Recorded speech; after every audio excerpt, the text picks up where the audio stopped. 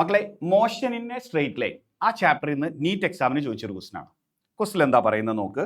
A particle is moving along X axis with its position X varying with time T as X is equal to, ഇവിടെ ഒരു expression തന്നിട്ടുണ്ട്, alpha T raise to 4 plus beta T square plus gamma T plus delta. The ratio of its initial velocity to its initial acceleration. Initial velocity എന്ന് പറഞ്ഞാൽ initial acceleration എന്ന് പറഞ്ഞാൽ time 0 ആകുമ്പോഴുള്ള ക്വാണ്ടിറ്റീസാണ്. നമുക്ക് തന്നത് X അല്ലേ, ഇതിനെ ഡിഫറൻഷിയേറ്റ് ചെയ്താൽ നമുക്ക് എന്ത് കിട്ടും?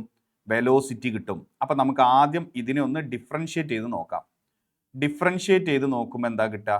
ഡിഫറൻഷിയേറ്റ് ചെയ്യുമ്പോൾ velocity is equal to 4 alpha t cube plus 2 beta t plus gamma എന്ന് കിട്ടും.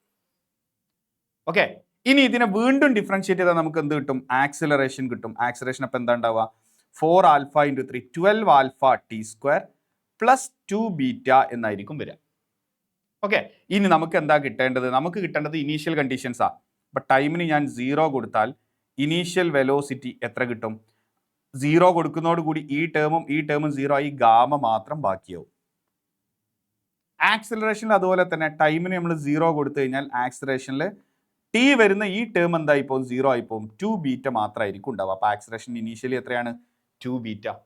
അപ്പം അതിൻ്റെ റേഷ്യോ എന്ന് പറയുന്നത് ഗാമ ഇസ് ടു 2 ബീറ്റ ആയിരിക്കും. Gamma is to 2 beta. അതാ ഓപ്ഷൻ 4 ആണ് ആൻസർ വരിക. Gamma is to 2 beta. Ready അല്ലേ?